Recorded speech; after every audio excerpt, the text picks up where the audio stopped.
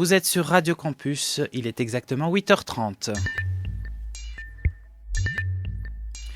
Et on retrouve un nouveau journal qui vous est présenté par Jérémy Lempereur. Bonjour Jérémy. Bonjour Nicolas, bonjour à tous. Près d'1 an et demi après les dernières élections fédérales, eh bien ça y est, un nouveau gouvernement de plein exercice sera formé aujourd'hui.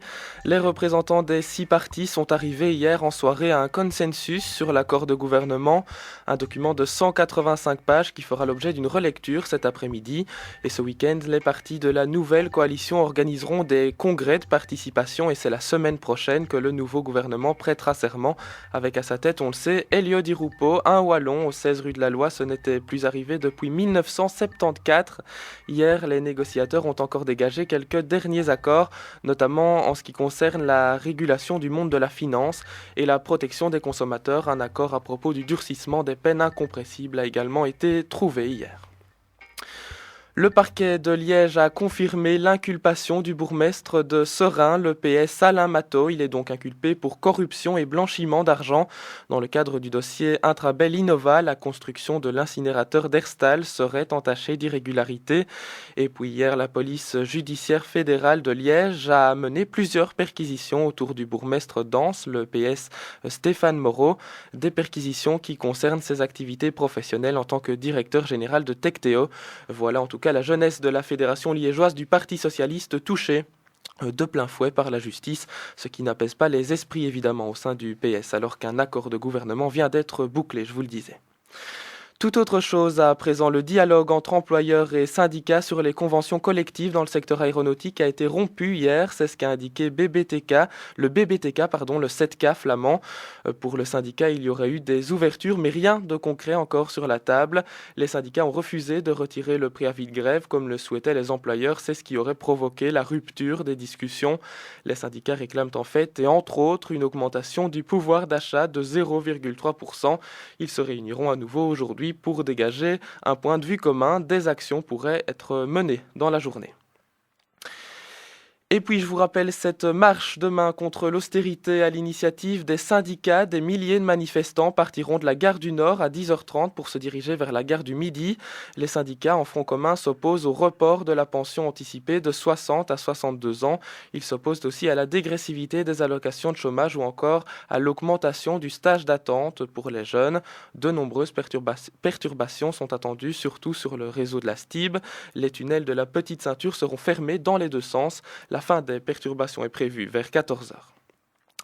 Et puis nous sommes le 1er décembre et comme chaque année, c'est la journée mondiale de lutte contre le sida. Alors prévention maximale, d'autant que les derniers chiffres sont alarmants malgré les efforts pour informer. L'année passée, on a compté près de 1200 contaminations au VIH chez nous. Un bien triste record depuis l'apparition du virus dans les années 80. Alors comment expliquer cette augmentation? Écoutez, le docteur Jean-Christophe Gossard, il est responsable du centre de référence SIDA à l'hôpital Erasme. D'une part, je pense qu'il y a quand même une baisse de la prévention, particulièrement dans une population qui était très sensibilisée auparavant, c'est-à-dire celle des hommes qui ont du sexe avec les hommes, donc population homosexuelle, qui étaient les pionniers en termes de prévention et sans doute les plus prudents dans les années 90 jusqu'à 96-97, parce que très sensibilisés au fait que des gens qu'ils connaissaient mouraient du sida. Et puis une partie de l'augmentation des chiffres est aussi liée au fait que les patients n'hésitent pas à venir se faire dépister plus tôt parce qu'il existe un traitement qui permet d'avoir une espérance de vie proche de la population normale quand on est infecté par le VIH et donc vont chez leur médecin se faire dépister alors qu'avant ils attendaient 1 ou 2 ans avant d'aller faire leur test 1 ou 2 ans après avoir eu les rapports à risque. Voilà, et puis cette rencontre dans ce journal, rencontre avec Rachid, qui est sourd. Il a fondé en 1994 au sein de la Fédération francophone des sourds de Belgique un groupe, signons l'information SIDA, un groupe de prévention du sida et de suivi de la maladie pour les personnes sourdes. Depuis 1998, ce groupe n'existe plus, notamment par manque de subsides. Et aujourd'hui, Rachid se démène pour remettre en place une structure. Il lance un appel à la Fédération des sourds, un appel aussi aux politiques, ces oubliés de la prévention sida. C'est un reportage réalisé avec Bénédicte Bossard. Écoutez. Rachid El-Wadli a sorti tous ses classeurs. Ils sont répartis sur la table. En face de lui, Patrice, son interprète, nous traduit fidèlement chaque signe. Rachid est tellement expressif qu'on pourrait presque le comprendre sans maîtriser la langue des signes. Aujourd'hui, ce qui l'angoisse le plus, c'est cette absence d'informations sur le sida auprès de la communauté sourde. Ça fait 12 ans que les sourds n'ont plus d'infos. Alors, les entendants, eux, ils comprennent les phrases, les affiches. Mais par contre, une personne sourde, est-ce qu'elle est sûre de bien comprendre ? Il y a beaucoup de personnes sourdes qui ont des difficultés au français. Alors si c'était des logos visuels avec des expressions du visage et ainsi de suite, avec des dessins de préservatifs et ainsi de suite, des expressions visuelles, oui, les sourds comprendraient beaucoup mieux. Il n'y a rien. Donc voilà, à la ville par exemple, le 1er décembre, les sourds, ils vont passer, ils vont voir un drapeau rouge, ils vont se dire « Ah oui, tiens, ils ne sont pas au courant. » Ils ne sont pas au courant, il n'y a pas d'information. Pas d'information, ça veut dire une méconnaissance du sida et des autres maladies sexuellement transmissibles. C'est pour ça que Rachid veut aujourd'hui relancer le groupe de réflexion. Un groupe qui permettrait aux sourds de s'exprimer librement, sans devoir subir la gêne de devoir passer par un interprète. Même avec un interprète, on ne se sent pas à l'aise pour s'exprimer sur ces questions-là. Parce que l'interprète traduit, mais quand même avec un médiateur. Tandis qu'une communication de vive voix en face à face, les échanges sont plus riches. C'est plus facile de s'exprimer et d'établir une relation de confiance. C'est central la question de la santé. Parce qu'il y a un risque avec ce virus que ça se propage. Alors avec le VIH d'un côté, oui, il y a les médicaments certes, mais par contre toutes les MST, les maladies, on les reçoit tous les jours. Et donc il est urgent de fonder un nouveau groupe là-dessus. Un véritable appel que veut lancer Rachid. Un appel à prendre en compte toutes les personnes handicapées qui souffrent de l'absence d'informations et de structures adéquates. Il n'y a rien sur les personnes handicapées, il n'y a rien. Vous voyez, vous, des affiches sur les personnes handicapées ? Et sur le sida, vous voyez ça quelque part ? Non, il n'y a rien. Ils sont les oubliés, les laissés pour compte de toutes ces politiques. Alors on se concentre sur les homos, sur les lesbiennes, mais il ne faut pas oublier les enfants, les handicapés. Il faut maintenir un équilibre. Donc pas que ces minorités d'handicapés soient laissées sur le côté. Non, il faut un équilibre. C'est donc ce déséquilibre qu'il dénonce. Les subsides ne suivent pas. Les ministres sont frileux lorsqu'il s'agit de débloquer des budgets, qui plus est, pour des minorités. Pour les personnes entendantes, tout est subsidié. Alors que les personnes sourdes, il n'y a rien, c'est pas possible. Si les ministres voient qu'il y a de la motivation, que les personnes se remuent, eh bien, ça leur ouvre les yeux sur la situation et ils acceptent de subsidier.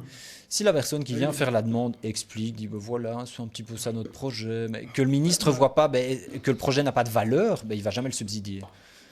Mais par contre, là, vous voyez, là, je remue dans tous les gens, je signe, là, vous avez les yeux qui grands ouverts, c'est un peu la même chose pour les ministres. Si c'est comme ça que je m'exprime, là, ils vont comprendre qu'il y a urgence et ils vont accepter de subsidier le projet. Voilà pour cette rencontre. Et puis sachez aussi, toujours dans le cadre de cette journée mondiale de lutte contre le sida, que le centre de planning familial émet à l'ULB sur le campus du Solbosch propose aujourd'hui des dépistages gratuits des maladies sexuellement transmissibles. Les premiers résultats partiels des élections législatives en Égypte tombent progressivement et c'est le parti islamiste des frères musulmans qui arrive en tête au Caire, la capitale, et dans plusieurs autres régions du pays. Des résultats partiels, donc je vous le disais, en fait sur les 29 provinces que compte l'Égypte, 9 étaient appelés à voter lundi et mardi pour désigner environ un tiers des sièges de la chambre basse du Parlement. Les autres régions voteront pendant les 2 dernières phases du scrutin à la mi-décembre et puis début janvier. 5 ans de prison pour Ben Ali, le président déchu de Tunisie. C'est la condamnation prononcée par la justice militaire tunisienne hier. Ben Ali est notamment condamné pour des actes de torture sur des officiers de l'armée accusés de coup d'État contre son régime. Des faits qui remontent à 1991. Cette condamnation intervient alors que l'ex-président fait déjà l'objet de 18 actions en justice, entre autres pour homicide volontaire ou encore trafic de drogue. Il fait toujours l'objet avec son épouse d'un mandat d'arrêt international. Il est toujours réfugié pour le moment en Arabie saoudite. Les relations diplomatiques entre Londres et Téhéran réduites au plus bas hier après que le Royaume-Uni ait fermé son ambassade dans la capitale iranienne. Le Royaume-Uni qui a aussi exigé la fermeture dans les 2 jours de l'ambassade iranienne à Londres. Une décision qui fait suite au saccage de la chancellerie britannique à Téhéran. Un saccage qui avait suscité un véritable tollé international. Et puis en bref, pour terminer ce journal, l'ancien président ivoirien Laurent Gbagbo vient de passer sa première nuit à la prison de la Cour pénale internationale de La Haye. La Cour le soupçonne de crimes contre l'humanité commis lors des violences post-électorales l'année passée. Il doit assister dans les jours qui viennent à une première audience de comparution.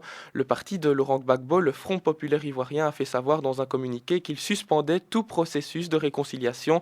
De son côté, le gouvernement du président Alassane Ouattara n'a pas tardé à faire part de sa satisfaction. Voilà, il est 8h passées de 40 minutes, c'est ici que se termine ce journal, mais restez bien avec nous, vous avez, comme tous les jeudis matins, rendez-vous avec David San Juan et sa chronique en espagnol. Et ce matin, David, vous nous parlez de la journée mondiale de lutte contre le sida, en espagnol bien sûr. Bonjour Jérémy, bonjour à tous. Dans le cadre de cette journée, je vais vous parler dans un instant des données des Nations Unies sur cette épidémie. Merci beaucoup David, rendez-vous donc à 8h45. Merci de nous écouter sur Radio Campus.